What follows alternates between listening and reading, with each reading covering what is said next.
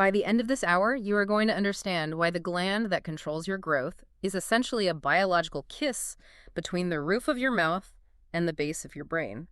And you're going to find out why a newborn baby's adrenal glands are shockingly, almost terrifyingly huge compared to an adult's. Welcome back to the deep dive. That's a bold way to start, but anatomically you're Oh, absolutely correct. I try my best. Today, we're opening a file that feels a little bit like a covert operation happening inside the human body. We're so used to thinking about the body's communication lines, the nervous system, as these, hardwired connections. Like cables. They go from point A to point B. Exactly. It's a direct fiber optic internet connection. It's immediate, it's specific. And physical. You can trace the wire. But today we are talking about the other system, the system that cut the cord millions of years before Wi-Fi existed. We are talking about messages without wires. Yeah. The endocrine system. And specifically, we're looking at this through the lens of embryology, how this wireless network actually gets built in the first place. Which is a chaotic, fascinating process. You might just assume that the organs controlling your hormones, well, they just appear where they're supposed to be.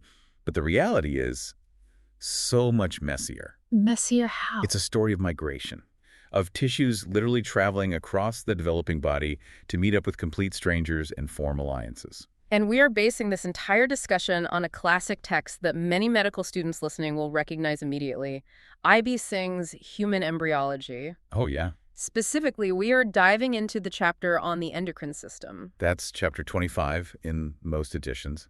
And, Singh is legendary for a reason. He strips away the fluff. This text is known for being incredibly exam-oriented. Right, very visual, heavy on flowcharts. Exactly. It simplifies these really complex concepts into things you can actually visualize and memorize. So our job today is to take those static flowcharts and turn them into a narrative you can actually, see in your mind's eye. But I want to make a clear disclaimer right up front. Please? This is a synthesis. It's an interpretation to spark your curiosity. Absolutely. We are here to provide the why and the how, but we are not a replacement for the textbook. If you are a medical student listening to this before an exam, use this as your revision aid, your ready reckoner.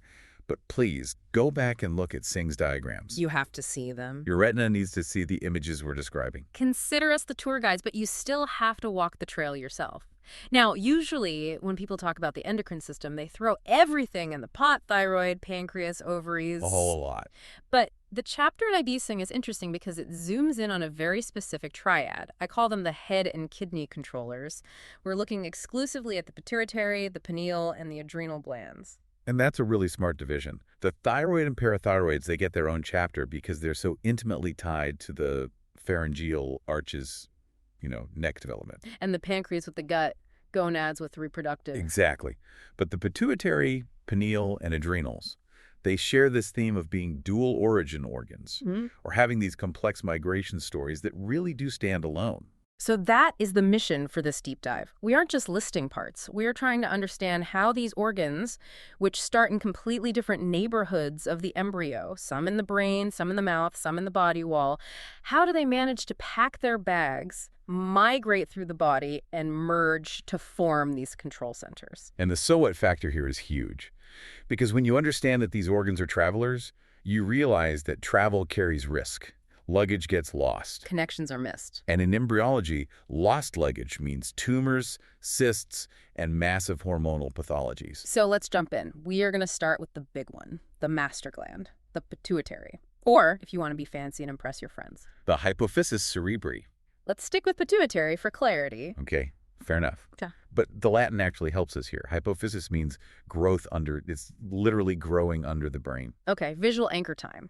The pituitary gland sits in this little bony saddle in the skull called the sella turcica, right?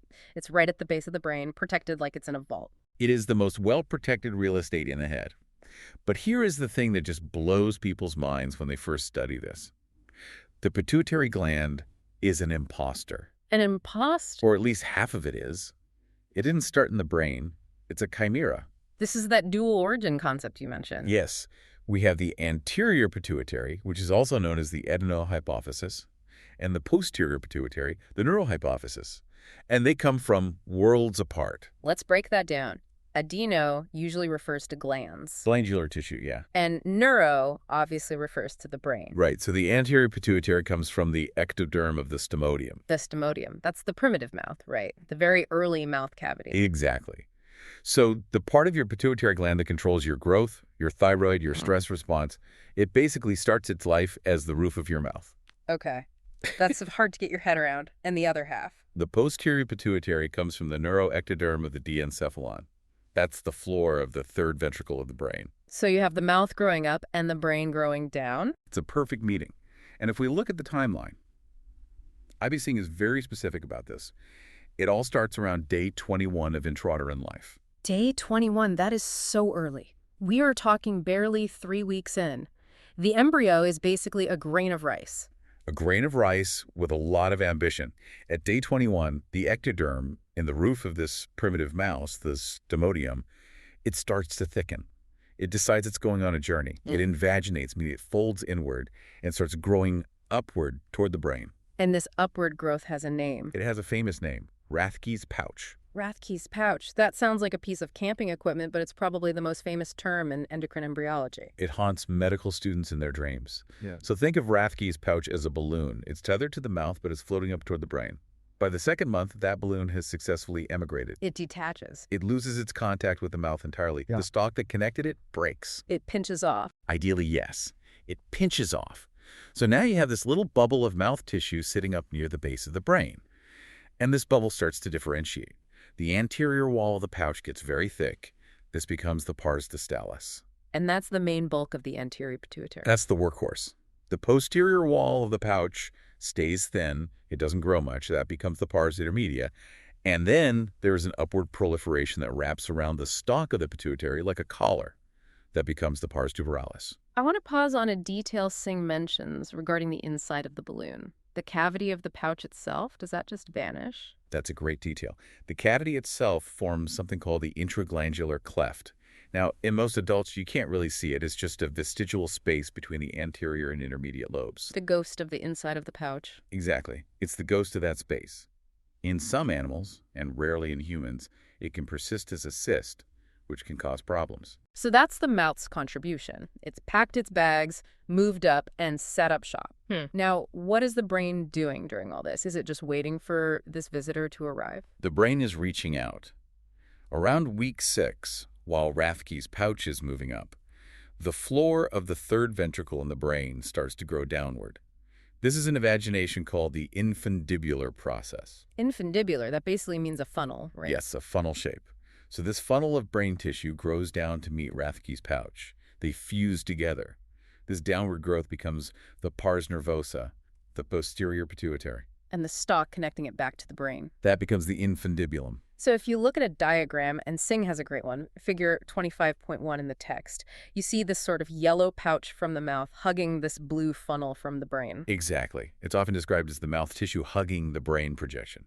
And that anatomical hug is so crucial because even in the adult, these two parts function completely differently because of their origins. How so? The posterior pituitary, being brain tissue, is actually just a storage site. It's neural tissue. It stores hormones produced up in the hypothalamus like oxytocin and ADH, and then just releases them. It doesn't actually make them. Whereas the anterior pituitary, because it's from the mouth, is true glandular tissue. It's a factory. Precisely. It synthesizes its own product. And this explains the connection method, which is a key physiological concept. The posterior pituitary is hardwired to the brain with nerves. Axons run right down into it. But the anterior pituitary, it doesn't have nerves connecting it to the brain. It doesn't. So how does the brain talk to it? Right. How does it get its orders? The body builds a workaround. The hypophyseal portal system. It's a dedicated network of blood vessels. The brain dumps chemical signals into this private blood supply, and the blood carries them the short distance down to the anterior pituitary. It's a local postal service because they don't share a phone line. What a perfect way to put it, yes. No! And that structure exists purely because of the embryological origin story. That is so cool. Now, Singh also mentions the histogenesis, the cellular development. When do the cells actually become hormone producers? Yeah, this happens a bit later, around month 4. The cells in that anterior lobe start to specialize. The acidophils appear first. Acidophils, these are the cells that stain with acid dyes. They produce things like growth hormone. Right. Then the basophils appear and the chromophores. And in the posterior lobe, since it's neural tissue, you see neuroglial cells appearing in month 4, specifically called pituocytes. And then axons from the hypothalamus, from the supraoptic and paraventricular nuclei, they grow down into the gland to colonize it. So it really is a colonization. The brain sends its wires down into this new outpost. Correct. A complete takeover. Okay, let's pause for a check-in question here. We've got this beautiful image of the mouth and brain meeting up to form the master gland.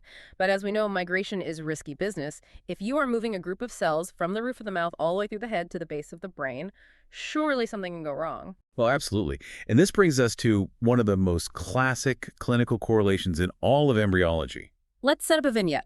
Imagine a patient, let's say a 10-year-old child. They come in complaining of headaches, maybe vomiting, and their parents notice they're bumping into door frames, visual disturbances. A classic sign. You do an MRI and you see a mass, but it's not in the pituitary. It's above it, or maybe along the stalk. This is a classic presentation of a craniopharyngioma. Craniopharyngioma, that is a mouthful. It is, but let's break it down. Craniohead, pharynge-pharynx or throat, tumor.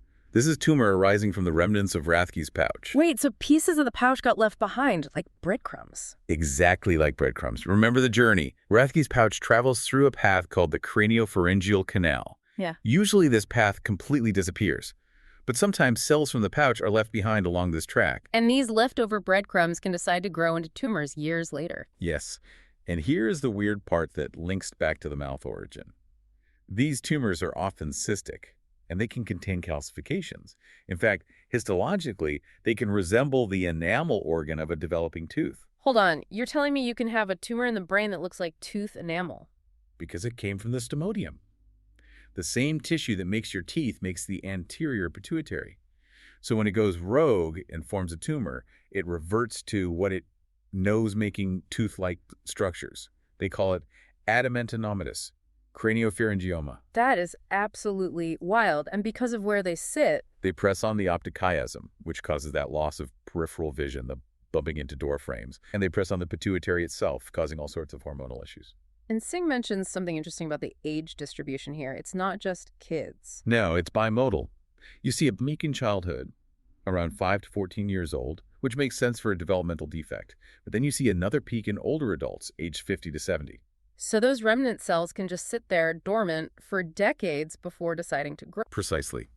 They are ticking time bombs left over from the 3rd week of gestation. Are there other anomalies? What if the pouch leaves luggage behind, but like way back in the throat? That happens too. It's called an accessory pituitary or a pharyngeal hypophysis.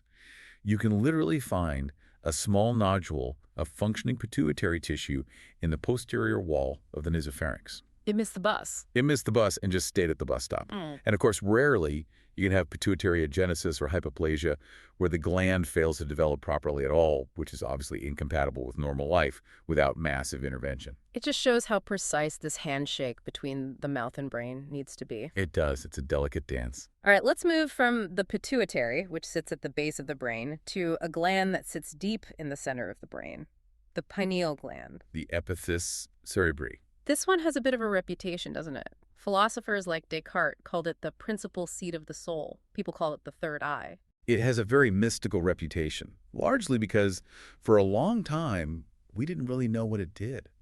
Unlike the pituitary, which is so obviously the master controller, the pineal gland is a bit more subtle. Embryologically, where does this seat of the soul come from? It's much simpler than the pituitary. It develops as an evagination from the diencephalon, specifically from the roof of the 3rd ventricle. Contrast that for me. The posterior pituitary comes from the floor of the 3rd ventricle. And the pineal comes from the roof. Exactly. They are antipodes. It grows outwards and forms a solid mass of cells. These cells then differentiate into pinealocytes. Pinealocytes. And Singh notes these are modified neuroglial cells. Yes, they're essentially supportive brain cells that have been repurposed for secretion. And what are they secreting? Melatonin. The sleep hormone. We think of it that way, but it's more than just sleep. The pineal gland is a light sensor. It receives information about light and dark cycles from the environment. Not directly, though. No, not in humans. In lower animals, like lizards, it literally is a third eye. It sits under the skull and has photoreceptors.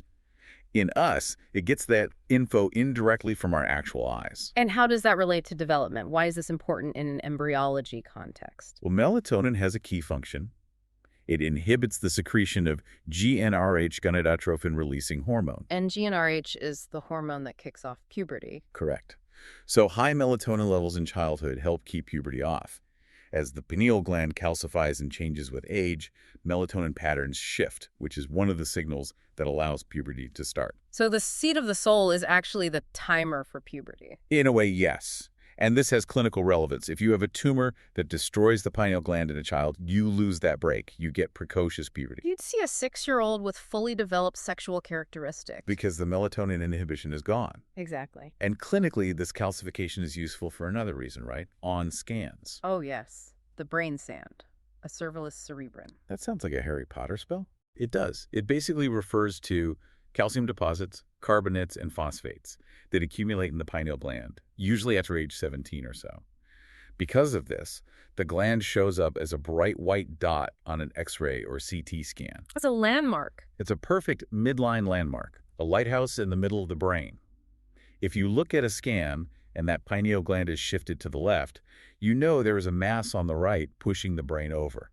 It's a simple way to detect space-occupying lesions. Okay, fantastic. Moving on, we've done the brain glands. Now let's drop down into the abdomen. We're going to talk about the adrenal glands, or the suprarenal glands. These are my personal favorites because the embryology explains their structure so perfectly. I like to think of the adrenal gland as a sandwich, or maybe a turducken. But turducken is absolutely appropriate because it's one thing stuffed inside a completely different thing. Exactly. You have the cortex, the outer shell, and the medulla, the inner core, and just like the pituitary, these two parts have completely different parents. Completely different ancestries. The cortex is mesodermal.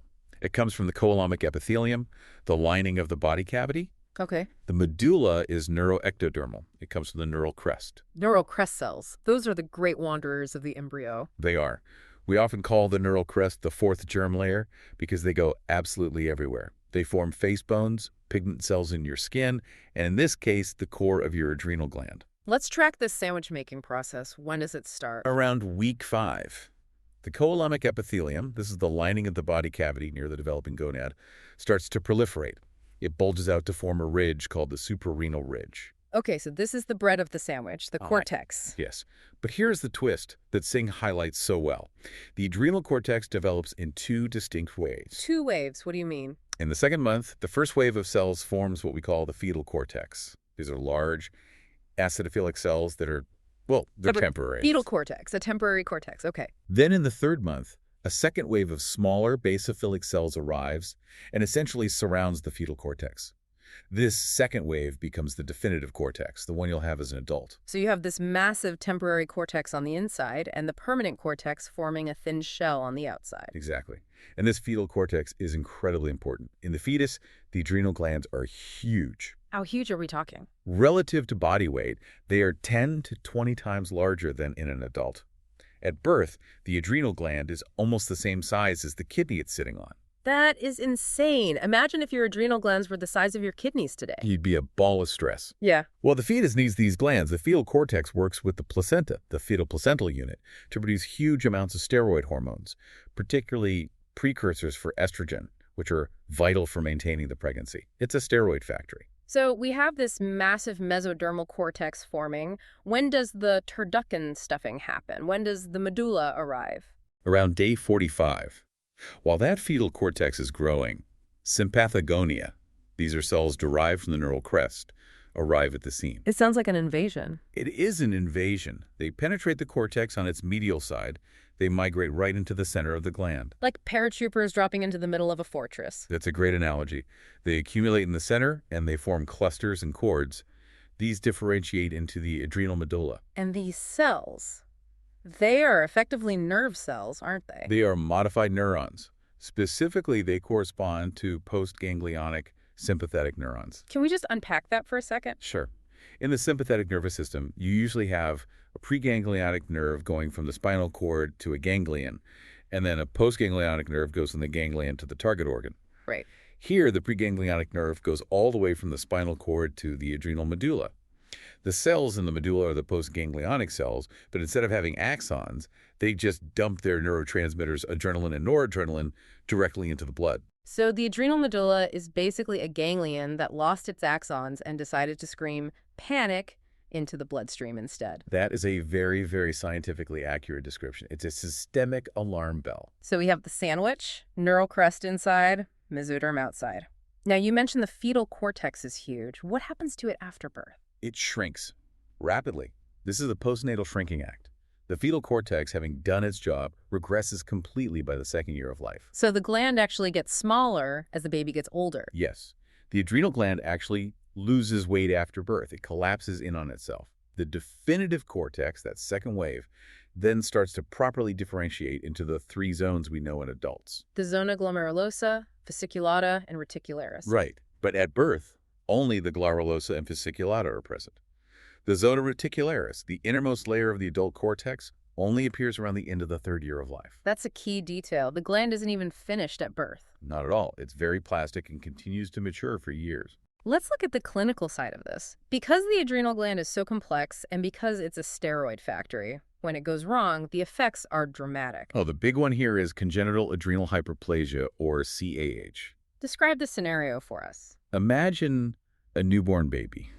If it's a genetic female, XX, you might see enlargement of the clitoris to the point where the genitalia look ambiguous or even male-like. This is pseudohermaphroditism. And if it's a male? If it's a male, you might not notice anything at birth, but then you'd see very early development of secondary sexual characteristics, what looks like precocious puberty. What is happening inside the gland to cause this? It's usually a metabolic block, an enzyme deficiency. The most common form is a lack of the 21-hydroxylase enzyme. Okay, let's simplify that. The adrenal cortex is a factory assembly line making cortisol and aldosterone, right? Right. Think of it as an assembly line. Substrate A goes to machine B to become product C.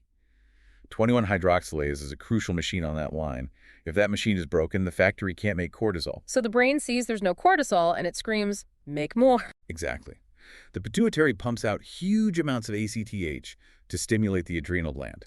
The adrenal gland tries to comply. It grows bigger. That's the hyperplasia part. But it still can't make cortisol because the machine is broken. So all the raw materials pile up before that broken machine. And where do they go? They get shunted.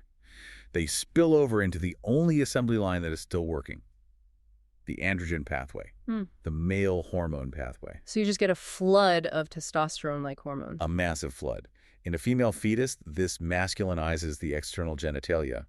In a male, it causes that adrenogenital syndrome. It's a tragic but fascinating example of how a single enzyme error can completely change the shape of the body. Wow. It connects biochemistry, embryology, and anatomy perfectly. It really does. And are there anatomical anomalies? Can the adrenal gland get lost like the pituitary? Yes. We talked about migration. Sometimes adrenal tissue, specifically the cortical tissue, can detach during development and be found elsewhere. We call it ectopic adrenal tissue. Where might you find it? Usually along the path of the gonads, since they develop right nearby.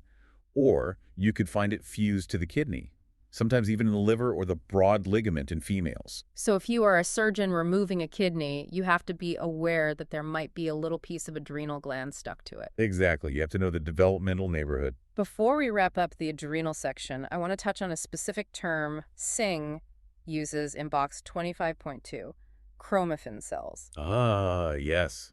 The pheochromocytes. Why do we call them chromaffin? It's old school histology. Chromaffin means they have an affinity for chromium salts. If you stain this tissue with chromium, the cells turn a characteristic brown color. And these are the neural crest cells we were talking about. Yes, they're the neural endocrine cells. The main hub, of course, is the adrenal medulla. But, and this is really important, because they're neural crest cells that migrated, they don't all make it to the adrenal gland. So some get lost along the way, too. Or they just set up shop elsewhere. You can find them in sympathetic ganglia all along the spinal cord. And there was a specific collection called the para-aortic bodies, or the famous organ of Zuckerkandl. The organ of Zuckerkandl. That is undoubtedly the best name in all of anatomy. It sounds like a villain's hideout in a spy movie. We meet at last at the organ of Zuckerkandl. So where is this hideout located? It's located near the bifurcation of the aorta and the abdomen.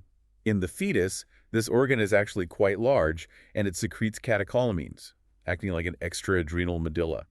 After birth, it usually regresses. But if these cells, whether they're in the adrenal medulla or in Zuckerkandl's organ, decide to form a tumor, That's a pheochromocytoma. A tumor of the chromaffin cells. Right. And because these cells are designed to secrete adrenaline, the tumor does exactly that, but in massive unregulated quantities. So the patient presents with The classic triad. Severe episodic hypertension, heart pounding, and sweating. It's like having a panic attack that is chemically induced by a tumor firing off at random. And Singh makes a note to differentiate these from other similar-sounding cells, right? Yes, the enterochromaffin cells in the gut, also called Kolchitsky cells, Yeah. seem similar chemically. They secrete serotonin and things like that. But they are endodermal in origin, not neural crest. It's a subtle but very important distinction for pathologists. Got it. So adrenal medulla equal neural crest. Gut chromaffin, endoderm. You got it. Okay, we have covered a lot of ground. We've gone from the mouth to the brain to the kidney. Let's try to synthesize this whole story. The big takeaway here for me is that the endocrine system is a masterpiece of coordination. It's not just a set of glands plunked down in the body. It's a communication network that was established by migrating cells long before birth. And each gland we discussed is really a meeting point, an intersection of different tissues. Exactly. The pituitary is a meeting of the stomodium and diencephalon. The adrenal is a meeting of the mesoderm and the neural crest. Even the pineal is a highly specialized outgrowth of the brain. And because these are meeting points, there are vulnerable points. If the meeting doesn't happen, or if the guests arrive late, or if they drop their luggage on the way. Read pathology, craniopharyngiomas, ectopic tissue, agenesis. And understanding that embryological story is the only way to really make sense of the clinical picture. Why is that tumor in the throat? Why is that nerve ending in the adrenal gland? The answer is always in the history of the migration. So for our listeners, specifically the students, I'd highly recommend opening up Chapter 25 in IB Singh. Look at Figure 25.1 for the pituitary pinch-off. Don't just glance at it. Trace the line of Rathke's pouch with your finger. Visualize that balloon rising. And look at Figure 25.4 for the adrenal development. Seeing the diagram of the neural crest cells invading the cortex makes the sandwich concept stick in your memory way better than just reading the text. Absolutely. We're going to leave you with one final thought. We often think of the brain and the body as separate entities. The brain commands, the body obeys. But when you look at the embryo, you see that the boundaries are just completely blurred. That's right. They're not separate at all. We see the brain literally reaching down the infundibulum and the body, the mouth, literally reaching up Rathke's pouch to shake hands. Every hormone pulsing through your veins right now, controlling your stress, your growth, your sleep. It's all a result of that ancient embryonic deal made between different germ layers. It really makes you wonder, what other handshakes in the body are waiting to be decoded? Something to mull over. That's it for this deep dive into messages without wires. Thanks for listening and keep asking questions. Until next time.